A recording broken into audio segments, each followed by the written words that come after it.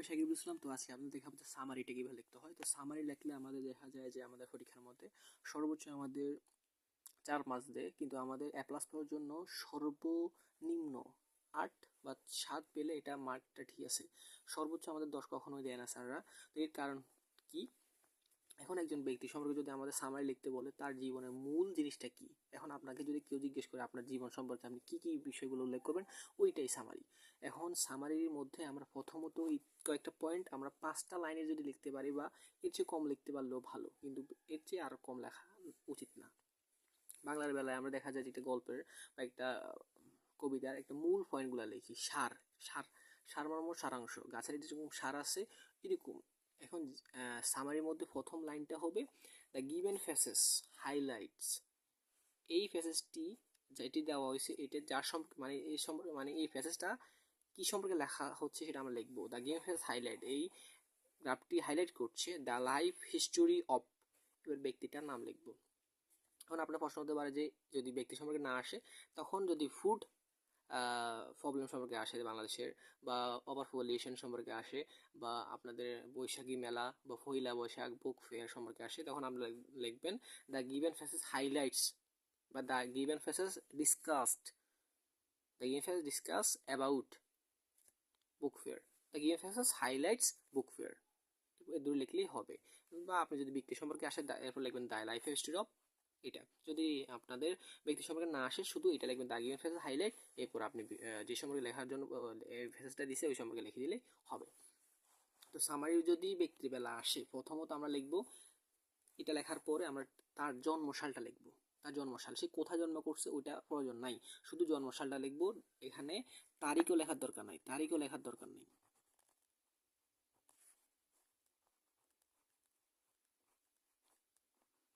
তারিখ লাগবে না। এখন আসেন তার জন্মসাল, এরপর তার সর্বোচ্চ শিক্ষা।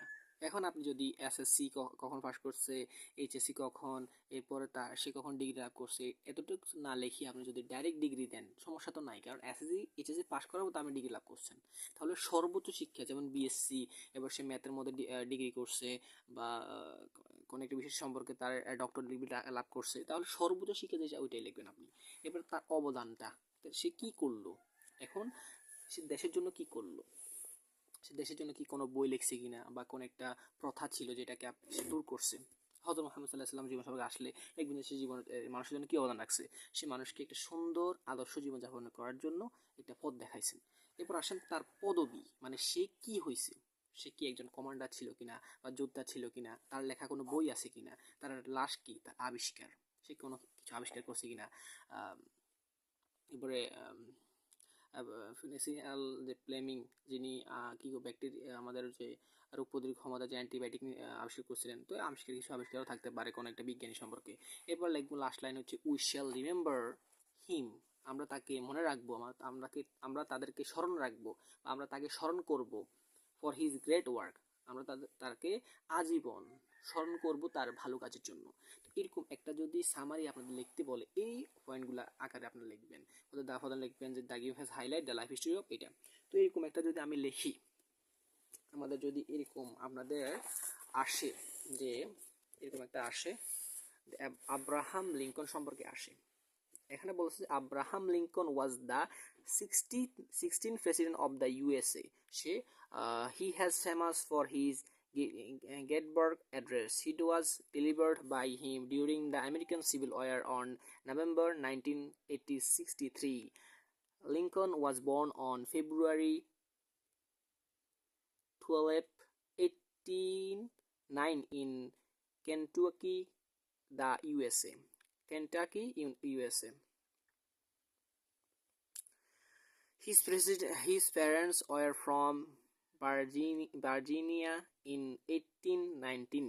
His mother died. তো এগুলো আমরা পড়ার পরে বাংলা অনুবাদটা বুঝতে চেষ্টা করব। এরপরে প্রথমত আমরা লিখব তার সম্পর্কে লিখতে হলে প্রথমত আমরা লিখব দ্য গিভেন ফেসেস হাইলাইট।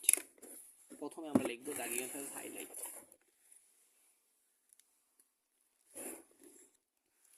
কেন্টাকিতে সে জন্মগ্রহণ করছিল। তো এত কিছু জানা দরকার নেই, প্রথমে আমরা এটা সামারি লিখবো। তো সামারি যত আনসার দ্য কোশ্চেন নাম্বার যদি 5 হয়, 5 হলে 5, 6 হলে 6, যেটা আসে সেটা। আনসার দ্য কোশ্চেন নাম্বার 5 ধরেন, answer the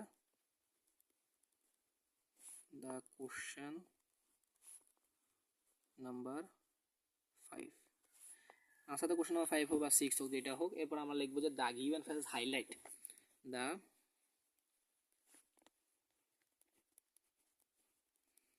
given phrases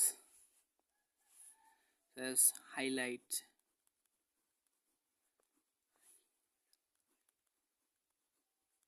highlights the life history of Abraham Lincoln সম্পর্কে লিখছি, তাই কারণে আমরা কি লিখবো? Abraham Lincoln. The given faces highlight the life history of Abraham Lincoln. Abraham Lincoln, Abraham Lincoln. আমরা তার সম্পর্কে লিখছি কারণ আমরা লিখছি the given faces highlight the life history of Abraham Lincoln. এখন আমরা লিখছিলাম যে তার জন্মসালটা লিখবো। এখন জন্মসালের মধ্যে দেখা যায় তার মা বাবার সম্পর্কে লেখা আছে, উনি কোথায় জন্মগ্রহণ করছে, সালের সাথে তারিখ, এরপরে দেখা যায় সে কোথায় জন্ম করছে ওইটাও আছে না। আমরা জানি আব্রাহাম লিঙ্কন ইউএসএ বাস করছিলেন, তো উনি কোথায় বাস করছেন, কত তারিখ, এগুলো লেখা দরকার না, শুধু সালটা। হি ওয়াজ বর্ন, সে তো জন্মগ্রহণ করছে, আমরা জানি হি ওয়াজ বর্ন ইন, কোথায় জন্ম, কত সালে জন্মগ্রহণ করছে, was born 80 on 1889 in 18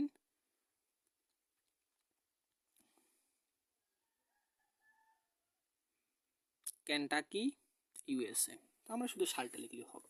the give has highlight the life history of Abraham Lincoln, he was born in 1809। শেষ। তার জন্মসালটা লেখার পরে আমরা এবার তার শিক্ষাগত যোগ্যতাটা দেখব। এখন তার যদি শিক্ষাগত যোগ্যতা না দেওয়া থাকে, এখন তার সর্বোচ্চ যে সেই অর্জনটা বা পদবিতে আমরা লিখব।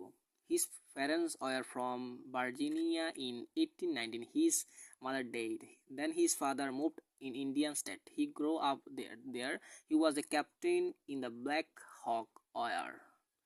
এখন দেখা যাচ্ছে যে তার এখানে কি নাই, শিক্ষাগত যোগ্যতা দেওয়া নাই, কিন্তু সে কি হয়েছিল, ক্যাপ্টেন হয়েছিল। এরপর দেখা গেছে যে সে নমিনেশন পাইছিল প্রেসিডেন্ট হিসাবে। তো নমিনেশন পাওয়ার পরে সে প্রেসিডেন্ট হয়েছে, নমিনেশন পাওয়ার পরে প্রেসিডেন্ট হয়েছে। তাহলে দুইটা অবদান, সে দুইটা তার অর্জনটা লিখবো, আমরা তার অর্জনটা লিখবো। তার সর্বস্ব শিক্ষা না থাকলে আমরা তার অর্জনটা লিখবো, অর্জন লিখবো। এখন দেখতেন অনেকখানে দেখা যেতে পারে একজন ব্যক্তির শিক্ষাগত যোগ্যতাও আছে আবার অর্জনও আছে, তো তখন আপনি দুটোটাই লিখবেন, সমস্যা নেই। তো অর্জন আর শিক্ষাগত যোগ্যতা না থাকলে আমরা অর্জনটা লিখবো। তো অর্জন এখানে দেখা যাচ্ছে যে সে he was captain in the Black Hawk War, মানে যুদ্ধের মধ্যে ক্যাপ্টেন ছিল, এবং এই যুদ্ধটার নাম ছিল ব্ল্যাক হক ওয়ার। আচ্ছা মনে হি ওয়াজ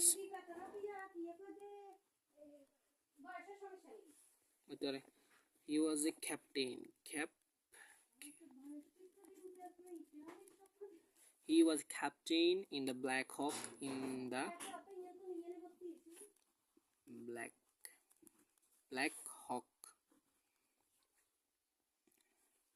Black Hawk War।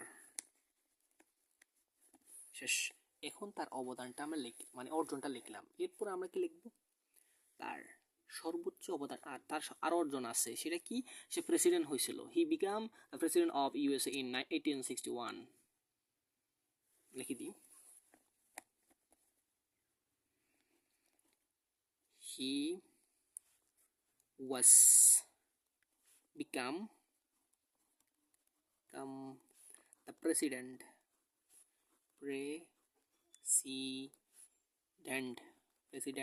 of USA। সালটা লিখলেও সমস্যা নেই, ইন 1861। এরপরে শেষ, তার কি, তার অর্জনটা শেষ। এবার আমরা কি লিখব, তার অবদানটা। তার অবদানটা হলো সে দেখা যাচ্ছে যে আমাদের ইউএসএ পশ্চিমারা যে তারা মনে করে তারা একেবারে আদর্শবান ভালো, কিন্তু কিছুদিন আগেও, বেশি না, কয়েক বছর, 100 বছর আগে তাদের এখানে কি ছিল, দাসপ্রথা ছিল, মানুষ কেনা বেচা চলতো। ওইটা রোধ করছে কে? Abraham Lincoln. Lincoln declared a ban on slavery in America on এত। সে বলে দাসপ্রথার এই আমেরিকার মাটিতে থাকতে পারবে না। এটা কখন বলছে? লিঙ্কন, বা হি লিখলে হইব লিঙ্কন। লিঙ্কন কন declared, D declared declared Lincoln declared a ban slavery, a ban slavery, ban slavery, ban on slavery, slavery in America, in America, in yeah, Lincoln declared a ban on slavery in America বা USA লিখলে হইবে USA, USA in কত সাল, তারিখ লেখার দরকার নেই, 1863 সালে। এরপরে তার মৃত্যুটা লিখব, হি ওয়াজ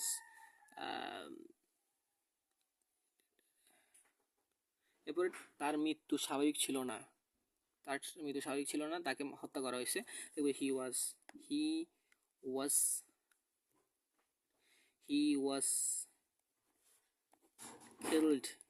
killed by assassinated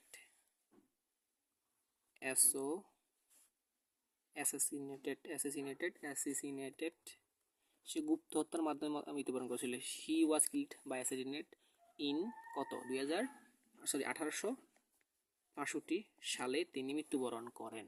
এটা শেষ। এরপরে আমরা লিখে দিব যে we shall remember him, we shall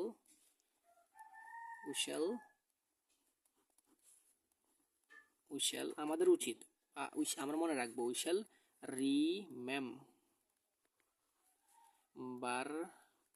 remember him for his great work,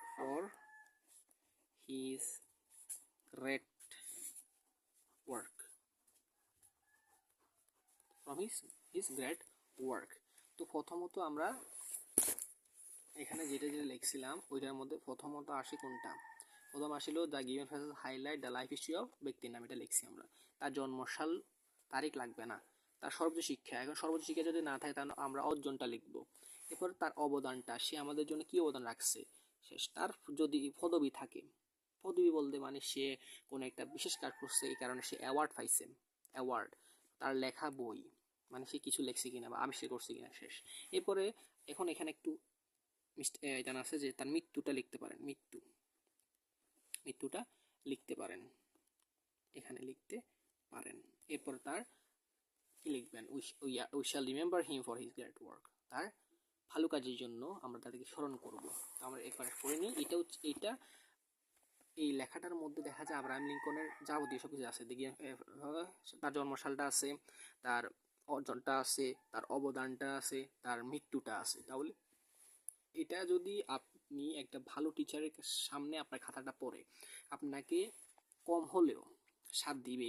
তো আপনি A+ পাওয়ার জন্য সামারির মধ্যে 7 পাইলে হচ্ছে, বা 8, 7, 8। আর আপনি যদি বলেন যে আমি পাস করার জন্য দরকার, তাহলে 7 আর 8 আপনার জন্য হচ্ছে এটা হরিণের মতো, সোনার হরিণের মতো। তাই ধন্যবাদ। আপনার যদি কোনো বিষয়ে অন্যান্য টপিক সম্পর্কে ক্লাস যদি লাগে আপনাদের, তো আপনারা একটু আমাকে মেসেজ করবেন। ধন্যবাদ। আসসালামু আলাইকুম ওয়া রাহমাতুল্লাহি ওয়া বারাকাতুহু।